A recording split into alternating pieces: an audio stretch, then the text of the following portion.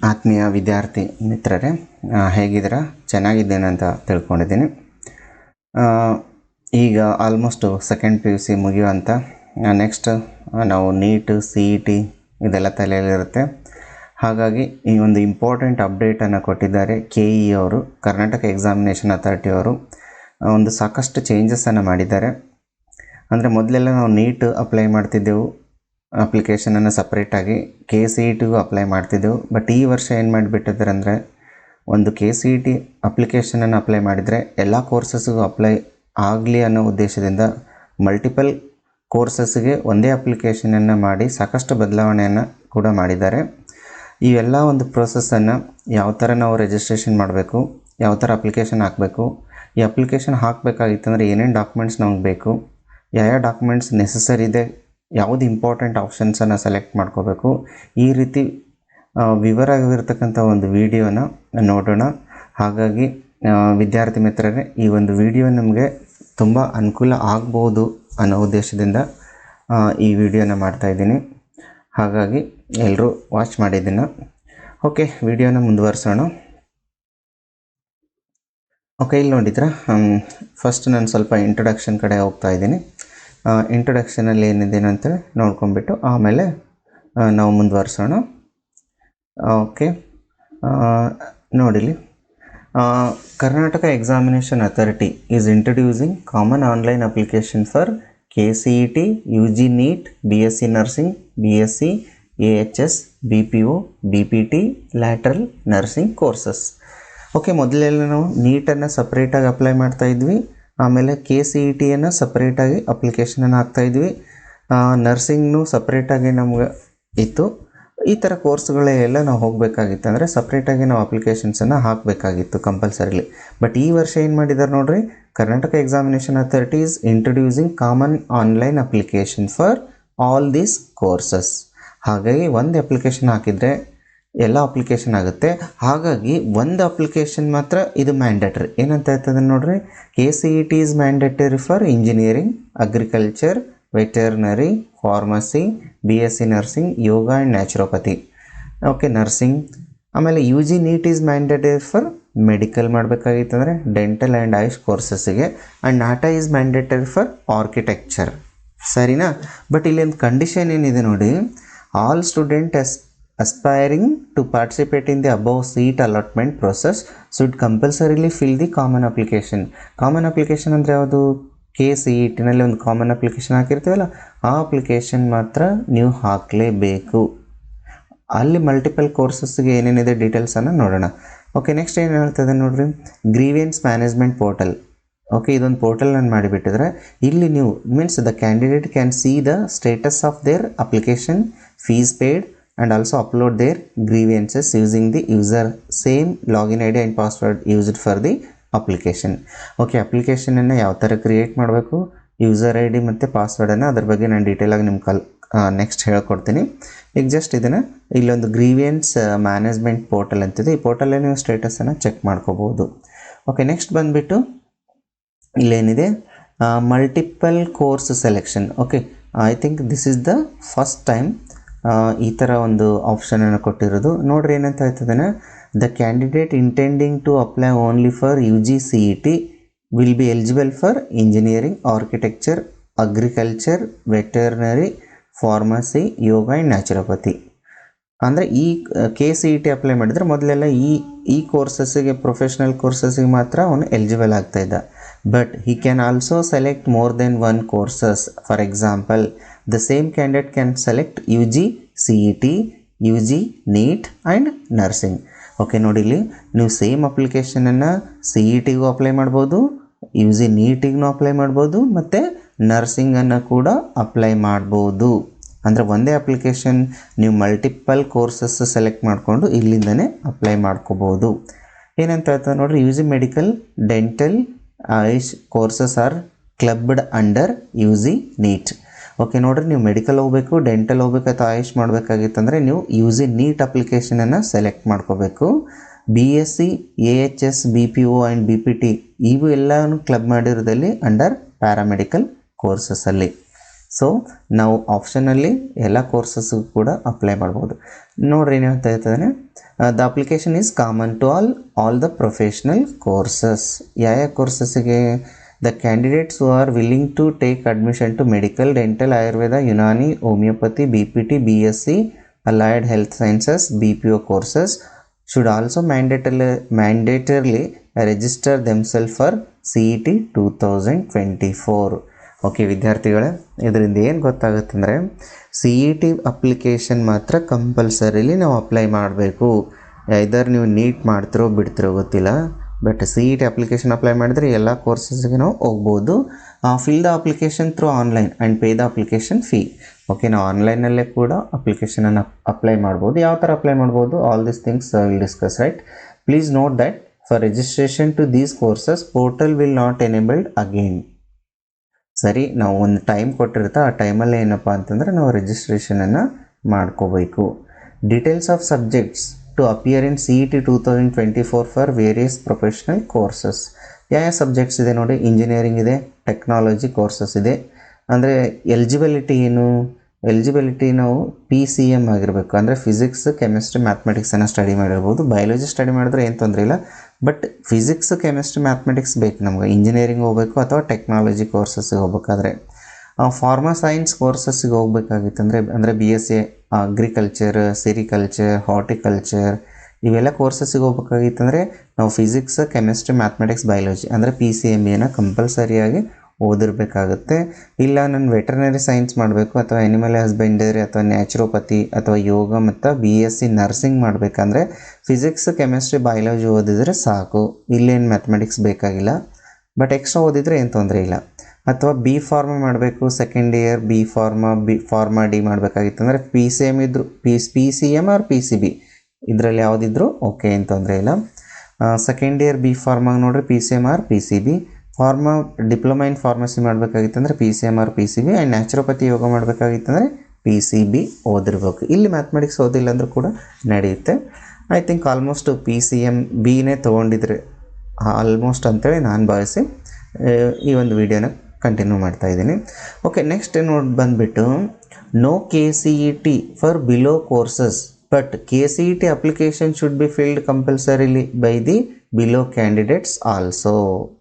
ನೋಡ್ರಿ ಏನು ಹೇಳ್ತಾ ಇದ್ದೇನೆ, ನಾನು ಸಪೋಸ್ ನಾನು ಮೆಡಿಕಲ್ ಮಾಡಬೇಕಾಗ್ಯದ, ನಾನು ಇಂಜಿನಿಯರಿಂಗ್ ಮಾಡಬೇಕಾಗಿಲ್ಲ, ಬಟ್ ಆದರೂ ಕೂಡ ನಾನು KCET ಅಪ್ಲಿಕೇಶನನ್ನು ಹಾಕಲೇಬೇಕು ಅಂದಾಗ ಮಾತ್ರ ನಾನು ನೀಟ್ ಅಪ್ಲಿಕೇಶನನ್ನು ಎಲಿಜಿಬಲ್ ಆಗ್ಬೋದು ಅಂತ ಹೇಳ್ತಾ ಇದ್ದಾರೆ, ರೈಟ್? ನೋಡಿರಿ, ಮೆಡಿಕಲ್ ಮಾಡಬೇಕು, ನಾನು ಡೆಂಟಲ್ ಮಾಡಬೇಕು ಅಥವಾ ಆಯುಷ್ ಮಾಡಬೇಕಂದ್ರೆ UG ನೀಟ್ ಅಪ್ಲೈ ಮಾಡಬೇಕು. ಬಟ್ UG ನೀಟ್ ಅಪ್ಲೈ ಮಾಡಬೇಕಾದ್ರೆ ನಾನು ಮೊದಲು KCET ಅಪ್ಲೈ ಮಾಡಿರಲೇಬೇಕು.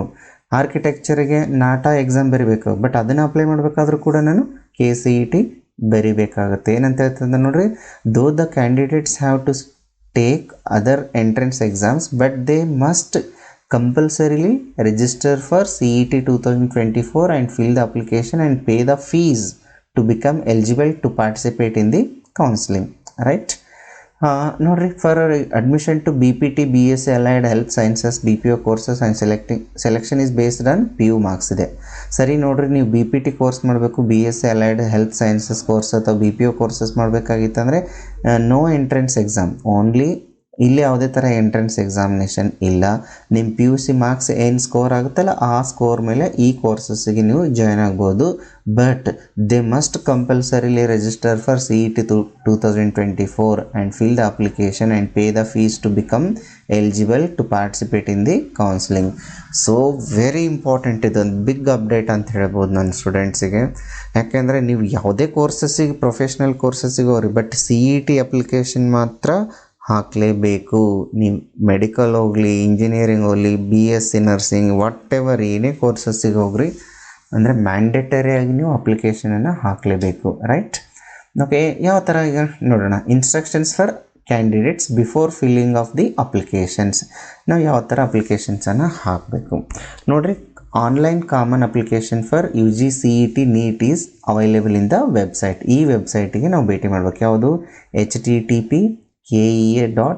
karnataka.nic.in ಅಂತಿದೆ.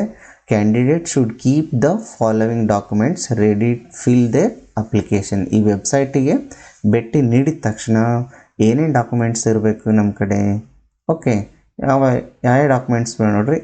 ಓಕೆ, ಅಂದರೆ ಎಲ್ಲ ಡಾಕ್ಯುಮೆಂಟ್ಸ್ ಏನೇನು ಬೇಕು. ನಂಗೆ 371 ಇತ್ತು, 371 ಅಪ್ಲೈ ಮಾಡೋದು. ರೂರಲ್ ಇದ್ದರೆ ರೂರಲ್ಲು, ಕನ್ನಡ ಮೀಡಿಯಮ್ ಇದ್ದರೆ Kannada medium, cost income, okay, all these things. ಅಥವಾ ನೀವು ಯಾವುದಾದ್ರೂ ಸ್ಪೋರ್ಟ್ಸ್ ಇತ್ತು, ಸ್ಪೋರ್ಟ್ಸು, NSS ಸ್ಪೋರ್ಟ್ಸು, ಈ ಥರ ನಿಮ್ಗೆ ಯಾವುದೇ ಅವೈಲಬಿಲಿಟಿ ಇದೆ ಆ ಡಾಕ್ಯುಮೆಂಟ್ಸ್, ರಿಲೇಟೆಡ್ ಡಾಕ್ಯುಮೆಂಟ್ಸ್ ಎಲ್ಲನೂ ನೀವು ರೆಡಿಯಾಗಿ ಇಟ್ಕೊಬೇಕು.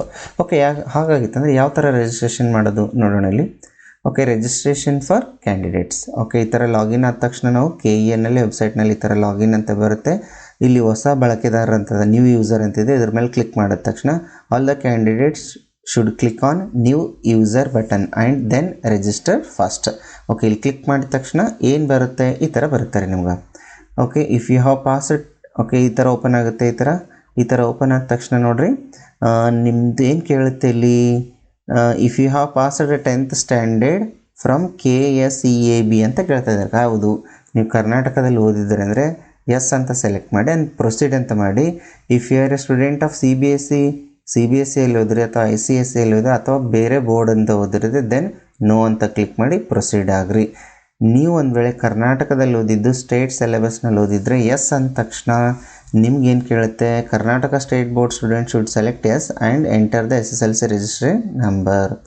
ನೀವು ಸ್ಟೇಟ್ ಸಿಲೆಬಸ್ಸಲ್ಲಿ ಓದಿದ್ರೆ ಅಂದರೆ ನಿಮ್ಮದು ಮಾರ್ಕ್ಸ್ ಕಾರ್ಡ್ ಮೇಲ್ಗಡೆ ಇಲ್ಲಿರುತ್ತಲ್ಲ, ಈ ರಿಜಿಸ್ಟರ್ ನಂಬರನ್ನು ನೀವು ಜಸ್ಟ್ ಏನಪ್ಪ ಅಂತಂದರೆ ಟೈಪ್ ಮಾಡಿಬಿಟ್ರೆ ನಿಮ್ಮ ಡೀಟೇಲ್ಸ್ ಎಲ್ಲ ಬರುತ್ತೆ. ಬಟ್ ಬೇರೆ ಬೋರ್ಡ್ ಇದ್ದರೆ ನೋಡಿರಿ, ಇಲ್ಲಿ ಏನದ ಅದರ್ ಬೋರ್ಡ್ ಅಂತಿದೆ. ಇಲ್ಲಿ CBSE ಎಕ್ಸಾಂಪಲ್, ಇಲ್ಲಿ CBSE ಓದಿದ್ರಿ. ಇಲ್ಲಿ CBSE if the candidate has passed 10th standard from CBSE ಆಗಿರ್ಬೋದು, ICSE ಮತ್ತು ಬೇರೆ ಬೋರ್ಡ್ ಆಗಿದ್ರು, ಈ should enter the year of passing and roll number. Okay, ಇಲ್ಲಿ ಮಾರ್ಕ್ಸ್ ಕಾರ್ಡ್ ಇದೆ ನೋಡಿ, ಇಲ್ಲಿ ರೋಲ್ ನಂಬರ್ ಇದೆ ಮತ್ತು ಇಯರ್ ಆಫ್ ಪಾಸಿಂಗ್ ಇದೆ. ಇವೆರಡನ್ನು ಫಿಲ್ ಮಾಡಬೇಕು. ಆಮೇಲೆ ನೋಡಿ ಏನು ಮಾಡಬೇಕು, ಈ ಥರ ಎಲ್ಲ ಅಪ್ಲಿಕೇಶನ್ ಫಾರ್ಮ್ ಓಪನ್ ಆಗುತ್ತೆ. ನೇಮು, ಫಾದರ್ ನೇಮು, ಇವೆಲ್ಲ ಏನೇನಿದೆ ಎಲ್ಲ, nationality, email, mobile number, all these things ಇಲ್ಲಿ ಏನೇನು ಕೇಳಿದಾನೆ ಎಲ್ಲನೂ ಫಿಲ್ ಮಾಡೋದು. Okay, after the SSLC candidate enter the registration number, candidate father name, mother name, date of birth ಇದೆ, gender ಇದೆ, ಸ್ಯಾಟ್ಸ್ ನಂಬರ್ ಇದೆ. ಓಕೆ, ಒಂದು ವೇಳೆ ಕರ್ನಾಟಕದಲ್ಲಿ ಓದಿದ್ರೆ ಆಟೋಮೆಟಿಕ್ಕಾಗಿ ಬಂದುಬಿಡುತ್ತೆ. ಬಟ್ CBSE ಮತ್ತು ICSEನಲ್ಲಿ ಔಟ್ಸೈಡ್ ಸ್ಟೇಟ್ ಬೋರ್ಡ್ ಇದ್ದರೆ ಅಲ್ಲಿ ರೋಲ್ ನಂಬರ್ ಹಾಕಬೇಕು. ಆಮೇಲೆ ಇಲ್ಲಿ ಮೇಲ್ಗಡೆ ಇರ್ತಕ್ಕಂಥ ಎಲ್ಲ ಡೀಟೇಲ್ಸನ್ನು ಕರೆಕ್ಟಾಗಿ ಫಿಲ್ ಮಾಡಬೇಕು. The student should obtain ಸ್ಯಾಟ್ಸ್ number from schools. In case ನಿಮ್ಗೆ ಗೊತ್ತಾಗಲಿಲ್ಲ ಅಂದರೆ ಸ್ಯಾಟ್ಸ್ ನಂಬರು ಕೊಡ್ತಾರೆ, ನಿಮ್ಮ ಕಾಲೇಜಿಗೆ ಹೋಗಿ ಮೀಟ್ ಮಾಡಿರಿ, ಅಲ್ಲಿ ಸಿಗುತ್ತೆ ನಿಮ್ಗೆ. ಓಕೆ, ಇದೆಲ್ಲ ಎಂಟ್ರಿ ಮಾಡಿದ ತಕ್ಷಣ ನೆಕ್ಸ್ಟ್ ಏನು ಮಾಡಬೇಕು, registration system for online application ಅಂತಿದೆ.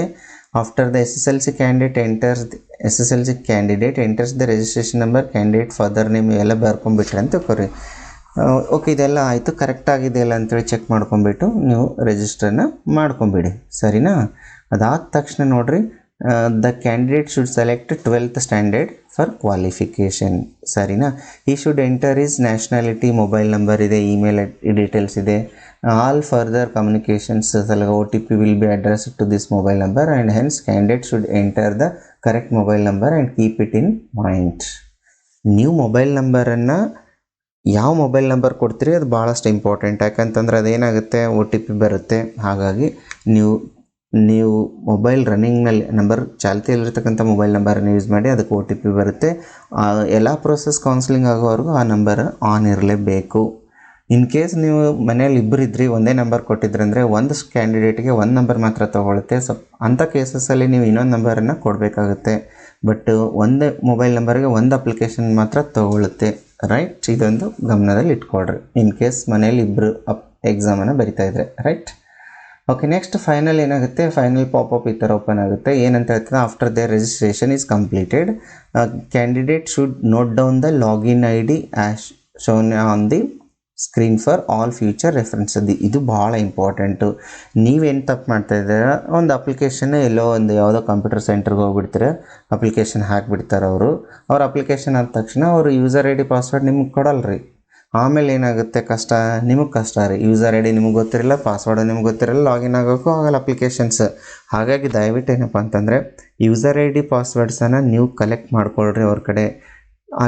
ಇಲ್ಲ ಅಂತಂದರೆ ಖುದ್ದಾಗಿ ನೀವೇ ಅಲ್ಲಿ ಮುಂದ್ಗಡೆ ಕುಂತು ಏನೇನು ಅಪ್ಲೈ ಮಾಡ್ತಾಯಿದ್ದಾರೆ, ಯಾವ್ಯಾವ ಆಪ್ಷನ್ಸ್ ಟಿಕ್ ಮಾಡ್ತಾಯಿದ್ದಾರೆ, ಯಾವ ಇಲ್ಲ ಕರೆಕ್ಟಾಗಿ ನೋಡ್ಕೊಂಬಿಟ್ಟು ಅಪ್ಲಿಕೇಶನ್ಸನ್ನು ಹಾಕಿ. ಹಾಗಾಗಿ ಯೂಸರ್ ಐ ಡಿ ಪಾಸ್ವರ್ಡ್ ಮಾತ್ರ ನೀವು ನೆನ್ಪಿಟ್ಕೊಳ್ಳೇಬೇಕು, ಅದು ನಿಮ್ಮ ಪರ್ಪೋಸು. ಓಕೆ, ಹಾಗಾಗಿ ನೀವು ಪಾಸ್ವರ್ಡ್ ಮಾತ್ರ ಐ ಡಿ ಮತ್ತು ಪಾಸ್ವರ್ಡ್ ಭಾಳ ಇಂಪಾರ್ಟೆಂಟ್ ಇದೆ, ಎಲ್ಲ ಕೇಸಸ್ಸಿಗೆ ನಿಮ್ಗೆ ಬೇಕಾಗುತ್ತೆ. ಓಕೆ, ಇದನ್ನು ನೆನಪಲ್ಲಿ ಇಟ್ಕೊಂಡ್ಬಿಡ್ರಿ. ರೈಟ್. ಓಕೆ, ನೆಕ್ಸ್ಟ್ ಏನಾಗುತ್ತೆ, ಐ ಡಿ ಅಂತೂ ಮೊಬೈಲಿಗೆ ಬಂದುಬಿಡ್ತು, ಪಾಸ್ವರ್ಡ್ ಅಂತೂ ಸೆಟ್ ಮಾಡಿರ್ತೀರ.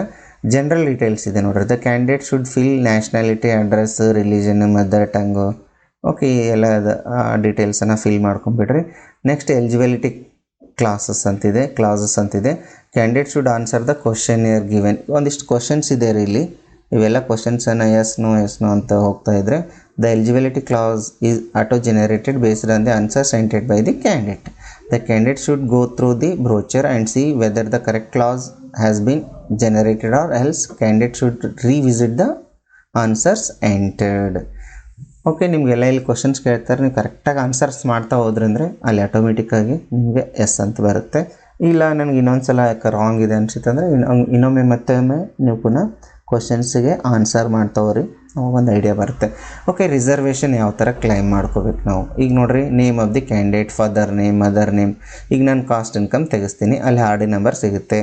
ಆದರೆ SC ST category 1 2A 2B 3A 3B 371 Kalyana Karnataka RM ಈ ಥರ ಎಲ್ಲನೂ ಅದಾವೆ ರೀ. ಇವೇ ಹೆಂಗಿರಬೇಕು ಅಂತಂದರೆ SSLC ಮಾರ್ಕ್ಸ್ ಕಾರ್ಡ್ನಲ್ಲಿ ಏನು ಸ್ಪೆಲ್ಲಿಂಗ್ ಇದೆ, ನಿಮ್ಮ name, father name, mother name, ಅದನ್ನು ಕೂಡ ನಿಮ್ಮ ಕಾಸ್ಟ್ ಇನ್ಕಮ್ನಲ್ಲೇ ಅದೇ ಥರ ಸ್ಪೆಲ್ಲಿಂಗ್ ಇರಬೇಕು. ದೆನ್ ಓನ್ಲಿ ಈ ಒಂದು ಡಾಕ್ಯುಮೆಂಟ್ಸ್ ಆರ್ ಡಿ ನಂಬರನ್ನು ಆಕ್ಸೆಪ್ಟ್ ಮಾಡ್ಕೋತದೆ. ಸ್ಪೆಲ್ಲಿಂಗ್ ಚೇಂಜ್ ಇತ್ತು ಅಂತಂದರೆ ತೊಗೊಳ್ಳಲ್ಲ. ಹಾಗಾಗಿ ನೀವು ಕಾಸ್ಟ್ ಇನ್ಕಮ್ ತೆಗೆಸ್ಬೇಕಾಗಿತ್ತಂದರೆ 371 ತೆಗೆಸ್ಬೇಕಾಗಿತ್ತಂದರೆ, ಅಥವಾ ಯಾವುದಾದ್ರೂ ಬೇರೆ ಸರ್ಟಿಫಿಕೇಟ್ಸ್ ನಿಮ್ಗೆ ತೆಗೆಸ್ತಾ ಇದ್ದರೆ ಸ್ಪೆಲ್ಲಿಂಗ್ ಕಡೆ ಸ್ವಲ್ಪ SSLC ಮಾರ್ಕ್ಸ್ ಕಾರ್ಡಲ್ಲಿ ಯಾವ ಥರ ಸ್ಪೆಲ್ಲಿಂಗ್ ಇದೆ ಅದೇ ಥರ ತೆಗೆಸ್ರಿ. ರೈಟ್. ಓಕೆ, ನೆಕ್ಸ್ಟ್ ಬಂದುಬಿಟ್ಟು ನೋಡಿರಿ, ಇಲ್ಲಿ ಒಂದಿಷ್ಟು ಇನ್ಸ್ಟ್ರಕ್ಷನ್ಸ್ ಇದೆ. The candidate should answer the questions given. Sorry, if the candidate is claiming reservation, then RD number matching is mandatory. For the RD number to match candidate, father's mother name should be same as in SSLC marks card, and the certificate validate period should not have expired. Okay, ನಾನು caste income ತರಿಸಿದ್ದೆ, ಅದು already expire ಆಗಿದೆ, ನಾನು ಅದನ್ನೇ RD number ಹಾಕಿದ್ದೇನೆ ಅಂತಂದರೆ ಅದು ತೊಗೊಳ್ಳಲ್ಲ. Means minimum SC ST. Okay, ಇಲ್ಲಿದೆ ನೋಡಿರಿ, apart from SC ST category 1 ಇದ್ದರೆ 5 years ನಡೆಯುತ್ತೆ. ಬಟ್ ರಿಮೈನಿಂಗ್ ಕ್ಯಾಟಗರೀಸಲ್ಲಿ ನಾವು ಫ್ರೆಶ್ ಇರ್ತಕ್ಕಂಥ ಅಪ್ಲಿಕೇಶನ್ ಏನ್ರಿ ಕಾಸ್ಟ್ ಇನ್ಕಮನ್ನು ಬೇಕಾಗುತ್ತೆ. Apart from SC ST category 1, RD certificates of all other cost is valid only for 5 years from the date of issue. Okay, ಇವರಿಗೆಲ್ಲ 5 years ನಡೀತದೆ SC ST category 1ದವ್ರಿಗೆ. ರಿಮೈನಿಂಗ್ದವ್ರಿಗೆ ಹೊಸದು apply ಮಾಡಿ ಆ cost ಇನ್ಕಮನ್ನು RD ನಂಬರನ್ನು ಹಾಕಬೇಕಾಗತ್ತೆ. Okay, in case ಮುಗಿದಿತ್ತಪ್ಪ ಅಂದರೆ ಇಮಿಡಿಯೇಟಾಗಿ ತೆಗೆಸ್ಕೊಳ್ರಿ. ತೆಗೆಸಿ ಕಾಸ್ಟ್ ಇನ್ಕಮನ್ನು ತೆಗೆಸ್ಬಿಟ್ಟು RD ನಂಬರನ್ನು ಜನ್ರೇಟ್ ಮಾಡ್ಕೊಂಬಿಡ್ರಿ. ಇಲ್ಲಿ ನೋಡಿರಿ, ಜನರಲ್ ಮೆರಿಟ್ ಇನ್ ಕೇಸ್ ಯಾರಾದರೂ ಇದ್ದರೆ, general merit candidates claiming rural quota apply ಮಾಡ್ತಾಯಿದ್ರಿ ಅಂದರೆ should submit NCLC non creamy layer certificate ಅಂತ ಬರುತ್ತೆ. ಇದು ಕಂಪಲ್ಸರಿಯಾಗಿ ನೀವು ತೆಗೆಸ್ಲೇಬೇಕು. ಇನ್ ಕೇಸ್ GMದವ್ರಿದ್ರೆ, ನಾನು ರೂರಲ್ ಇದ್ದೀನಿ. ಓಕೆ, ಇಲ್ಲಿ ರೂರಲ್ ಮತ್ತು ಅರ್ಬನ್ ಅಂತ ಬರುತ್ತೆ. ರೂರಲ್ ಅಂತಂದರೆ ನೀವು ತಾಲೂಕು ಬಿಟ್ಟು ಹಳ್ಳಿಯಲ್ಲಿ ಏನಾದರೂ ಓದಿದರೆ 10 ವರ್ಷ ಅಂತಂದರೆ ಅವ್ರಿಗೆ ಅಪ್ಲೈ ಆಗುತ್ತೆ. ಇದು ಅಂಥ ಕ್ಯಾಂಡಿಡೇಟ್ಸ್ ಮಾತ್ರ ಇದೆ eligible. Right. Okay, based on RD number entered by the candidate, the category sub caste income will be auto fetched. ನೀವು RD ನಂಬರ್ ಆದ ತಕ್ಷಣ ನಿಮ್ದು ಯಾವ ಕಾಸ್ಟು, ಯಾವ sub caste, everything that can be fetched by okay RD number. Okay, ಈಗ ನೀವು in case ಏನಾದರೂ ಡಿಫೆನ್ಸಲ್ಲಿ ವರ್ಕ್ ಮಾಡಿದರೆ, ಡಿಫೆನ್ಸು, ಕ್ಯಾಫ್, sports, NCC, scouts, guides, Anglo Indian ಇದ್ದರೆ, ಅಥವಾ PWD ಕೋಟಾ ಇವೇನಾದರೂ ಅಪ್ಲೈ ಮಾಡಬೇಕಾಗಿತ್ತಂದ್ರೆ ಇದು ರಿಲೆವೆಂಟ್ ಡಾಕ್ಯುಮೆಂಟ್ಸು ನೀವು ಮೊದಲೇ ಇಟ್ಕೊಂಡ್ಬಿಟ್ಟು ಅಪ್ಲೈ ಮಾಡ್ಬೋದು. ಇನ್ ಕೇಸ್ ಅಪ್ಲೈ ಆಗಿತ್ತಂದರೆ ಸರಿ. ಹೊರನಾಡು ಮತ್ತು ಬೇರೆ ಸ್ಟೇಟ್ದವರು ಕೂಡ ಅಪ್ಲೈ ಮಾಡ್ಬೋದು, ಅವ್ರ ಬಗ್ಗೆ ರೂಲ್ಸ್ ಇದೆ, ನಾನು ಡೀಟೇಲಾಗಿ ಹೋಗ್ತಾ ಇಲ್ಲ ಅಲ್ಲಿ. ಓಕೆ, ಇದೇ ಥರ ನೋಡಿರಿ, ನಿಮ್ಮ ಮೈನಾರಿಟೀಸ್ ಅವರಿದ್ದರೆ ಇಲ್ಲಿ ಕೂಡ ಏನಪ್ಪ ಅಂದರೆ ಸರ್ಟಿಫಿಕೇಟ್ ಅಂತ ತೆಗೆಸ್ಬೇಕು ತಹಶೀಲ್ದಾರ್ ಅವರಿಂದ, ಅವರು ಕೂಡ ಅಪ್ಲೈ ಮಾಡಬೇಕು. ಓಕೆ, ಇದೆಲ್ಲ ನೋಡಿರಿ ನಾನ್ ಕರ್ನಾಟಕ ಸ್ಟೂಡೆಂಟ್ಸ್ಗಿದೆ, ಇದನ್ನು ನಾನು ಡೀಟೇಲಾಗಿ ಹೋಗ್ತಾ ಇಲ್ಲ. ನೆಕ್ಸ್ಟ್ ಬಂದುಬಿಟ್ಟು ಸ್ಪೆಷಲ್ ಕ್ಯಾಟಗರಿ ಸೆಕ್ಷನ್ ಅಂತಿದೆ. ಓಕೆ, ಇಲ್ಲಿಂದಿಷ್ಟು ಕ್ವಶನ್ಸನ್ನು ಕೇಳ್ತಾರೆ. Candidate climbing sports defence and other special category should upload their certificate in the documents upload section. Okay, ಇವೆಲ್ಲ ಅಪ್ಲೋಡ್ ಮಾಡ್ಕೊಂಡ್ಬಿಡ್ತೀರಾ. ಸ್ಟಡಿ ಸೆಕ್ಷನ್ ಡೀಟೇಲ್ಸ್ ಅಂತಿದೆ. ಇಲ್ಲಿ ಬಂದುಬಿಟ್ಟು ನಾವು ಇನ್ ಕೇಸ್ ನೀವು ಕರ್ನಾಟಕದಲ್ಲೇ ಸ್ಟಡಿ ಮಾಡ್ತಾಯಿದ್ರಿ ಅಂತಂದರೆ ನೀವು ಸ್ಯಾಟ್ಸ್ ನಂಬರನ್ನು ಹಾಕಿದ ತಕ್ಷಣ ಎವ್ರಿಥಿಂಗ್ ಎಲ್ಲನೂ ಫೆಚ್ ಆಗಿಬಿಡುತ್ತೆ. ಇನ್ ಕೇಸ್ ಬೇರೆ CBSE ಅಥವಾ ನೀವು ICSE ಬೋರ್ಡಲ್ಲಿ ಓದಿದ್ರೆ ನೀವು ಎಲ್ಲನೂ ಇಲ್ಲೆಲ್ಲ ಅಪ್ಲೈ ಮಾಡಬೇಕಾಗತ್ತೆ, ರೈಟ್. ನೆಕ್ಸ್ಟ್ ಬಂದುಬಿಟ್ರೆ ಇದೆಲ್ಲ ಚೆಕ್ ಲಿಸ್ಟ್ ಈ ಥರ ಬರುತ್ತೆ. ನೀವು ಅಪ್ಲೈ ಮಾಡಿದ ತಕ್ಷಣ ಎಲ್ಲೆಲ್ಲಿ ಓದಿದ್ರಿ, ಯಾವ ಥರ ಏನಿಲ್ಲ ಅಂತೇಳಿ ಇಯರ್ ವೈಸು ಫಸ್ಟ್ ಸ್ಟ್ಯಾಂಡರ್ಡಿಂದ ಹಿಡ್ಕೊಂಡು 12ನೇ ಕ್ಲಾಸ್ವರೆಗೂ ಮೀನ್ಸ್ 12th ಕ್ಲಾಸ್ವರೆಗೂ ಎಲ್ಲನೂ ಫಿಲ್ ಮಾಡ್ಕೊಳ್ತಾ ಬರ್ತೀರಿ. ಇನ್ ಕೇಸ್ ಏನಾರ ಇದ್ದರೆ ನಾನ್ ರೆಸಿಡೆಂಟ್ಸ್ ಆಫ್ ಇಂಡಿಯಾ ಇದ್ದರೆ ಅವ್ರಿಗೆ ಅಪ್ಲೈ ಆಗುತ್ತೆ. ಇದೇನು ಡೀಟೇಲಾಗಿ ಹೋಗ್ತಾ ಇಲ್ಲ ನಾನು. ಆಮೇಲೆ ಬ್ಯಾಂಕ್ ಡೀಟೇಲ್ಸನ್ನು ಕೇಳಿದ್ದಾರೆ. This is very important. ಇಲ್ಲಿ ಬ್ಯಾಂಕ್ ಡೀಟೇಲ್ಸನ್ನು ನೀವು ಕರೆಕ್ಟಾಗಿ ಎಂಟರ್ ಮಾಡಿರಿ. ಅದಕ್ಕೆ ರಿಲೇಟೆಡ್ ಒಂದು ಡಾಕ್ಯುಮೆಂಟ್ ಕೂಡ ಅಪ್ಲೋಡ್ ಮಾಡಬೇಕಾಗುತ್ತೆ, ರೈಟ್. ಆಮೇಲೆ ಡಾಕ್ಯುಮೆಂಟ್ಸ್ ಎಲ್ಲ ಅಪ್ಲೋಡ್ ಮಾಡಿದ ತಕ್ಷಣ ಇಲ್ಲಿ ಬರುತ್ತೆ ಈ ಥರ. ಆಮೇಲೆ ಫೋಟೋ ಬೇಕು ರೀ, ಇಂಪಾರ್ಟೆಂಟ್ ಏನಿದೆ, candidate should mandatorily upload their photo ಬೇಕು, ನಿಮ್ಮ ತಂಬ್ ಬೇಕು ಮತ್ತು ಸಿಗ್ನೇಚರ್ ಇಂದ JPG ಫಾರ್ಮ್ಯಾಟರ್ನಲ್ಲಿ ಇರಬೇಕು. ಅದು 50 KB ಈಚ್ ಇದ್ದರೆ ಓಕೆ. ಇದಾದ ತಕ್ಷಣ ನಮಗೊಂದು ಅಪ್ಲೋಡ್ ಮಾಡಿದ ತಕ್ಷಣ ಒಂದು ಈ ಥರ ಫೈಲ್ ಓಪನ್ ಆಗುತ್ತೆ. ಇವೆಲ್ಲ ನೋಡ್ಕೊಂಡ್ಬಿಟ್ಟು ಫೈನಲ್ ಸಬ್ಮಿಷನ್ ಮಾಡಬೇಕು. ಕೋರ್ಸ್ ಸೆಲೆಕ್ಷನ್ ಏನು ಹೇಳಿದೆ, ಮಲ್ಟಿಪಲ್ ಕೋರ್ಸಸ್ ಅವಕಾಶ ಮಾಡಿಕೊಟ್ಟಿದ್ದಾರೆ. ಮೊದಲ ನೀಟ್ ಅಪ್ಲಿಕೇಶನ್ ನಾವು ಸಪ್ರೇಟಾಗಿ ಅಪ್ಲೈ ಮಾಡ್ತಿದ್ದೆವು, CETನ ಸಪ್ರೇಟಾಗಿ ಅಪ್ಲೈ ಮಾಡ್ತಿದ್ದೆವು. ಇದು ಭಾಳ ಇಂಪಾರ್ಟೆಂಟ್ ಅಪ್ಡೇಟ್ ಇದೆ ನೋಡಿ. Multiple course selection, the candidate intending to apply only for UG CET will be eligible for engineering, architecture, agriculture, veterinary, pharmacy, BSc nursing, yoga, naturopathy ಇವಕ್ಕೆಲ್ಲ. He can also select more than one courses. For example, the same candidate can select UG CET, UG NEET and nursing, UG medical, dental, Ayush courses ಇವೆಲ್ಲಗೂ club ಮಾಡಿದ್ದಾರೆ. ನಾನು already ಇದ್ರ ಬಗ್ಗೆ ಡೀಟೇಲಾಗಿ ಹೇಳಿದ್ದೀನಿ ನಾನು. Course selection and exam centres ಇದೆ. Exam centres ನೋಡಿರಿ, ಇದ್ರ ಬಗ್ಗೆ ಸ್ವಲ್ಪ ಮಾಹಿತಿ ಕೊಡ್ತೀನಿ ನಾನು. The candidate can opt for UG CET, UG NEET, BPO, BPT, BS Allied Health courses. If the candidate opt for UG CET, then he will have to select 2 exam districts of his preference. Okay, ನೀವು ನಿಮ್ಮ district ಮತ್ತು near district ಒಂದೆರಡು ಡಿಸ್ಟ್ರಿಕ್ಸನ್ನು exam ಸೆಂಟ್ರಾಗಿ ನೀವು consider ಮಾಡ್ಕೋಬೋದು. Okay, only 2 ಆಪ್ಷನ್ಸನ್ನು ಕೊಟ್ಟಿದ್ದಾರೆ. ಅದೇ payment ಇಲ್ಲ ಆನ್ಲೈನಲ್ಲಿ ಪೇಮೆಂಟ್ ಮಾಡ್ಬೋದು. Candidate can pay fee through online banking system ಇದೆಲ್ಲ ಇರುತ್ತೆ. ಇದೆಲ್ಲ ಫೀಸನ್ನು ಪೇ ಮಾಡ್ತೀರಿ. ಪೇಮೆಂಟ್ ವಿಂಡೋ ಇಲ್ಲಿ ಓಪನ್ ಆಗುತ್ತೆ, ಅಂದರೆ ಸಕ್ಸಸ್ ಆಗಿದೆ ಇಲ್ಲ ಅಂತೇಳಿ ಈ ಥರ ನೀವು ಕಂಪ್ಲೀಟಾಗಿ ಅಪ್ಲಿಕೇಶನನ್ನು ಕಂಪ್ಲೀಟ್ ಮಾಡ್ಬೋದು. ಓಕೆ ಸ್ಟೂಡೆಂಟ್ಸ್, ಇದಾಗಿತ್ತು ನೀವು ಯಾವ ಥರ CETನ ಅಪ್ಲಿಕೇಶನ್ಸನ್ನು ಹಾಕಬೇಕು, ಆಮೇಲೆ ಏನೇನು ಚೇಂಜಸನ್ನು ಮಾಡಿದ್ದಾರೆ, ಎವ್ರಿಥಿಂಗ್ ನಾವು ಈ ಒಂದು ವಿಡಿಯೋದಲ್ಲಿ ಡಿಸ್ಕಸ್ ಮಾಡಿದ್ದೀವಿ. ಓಕೆ, ಇನ್ನೇನಾದರೂ ಡೌಟ್ಸ್ ಇದ್ದರೆ ಕಮೆಂಟ್ ಸೆಕ್ಷನಲ್ಲಿ ಮೆಸೇಜ್ ಮಾಡಿ, ನಾನು ಆನ್ಸರ್ ಮಾಡಲಿಕ್ಕೆ ಟ್ರೈ ಮಾಡ್ತೀನಿ. ಅಥವಾ ನಿಮ್ಗೆ ಏನಾದರೂ ಡೌಟ್ಸ್ ಇದ್ದರೂ ಕೂಡ ನಿಮ್ಮ ಜೊತೆ ಕಾಂಟ್ಯಾಕ್ಟ್ ಮಾಡ್ಬೋದು. ಓಕೆ, ಫೈನಲ್ ಇದಾಗಿತ್ತು ಈ ವರ್ಷದ ಬದಲಾವಣೆ. Thank you for watching this video. Thank you one and all.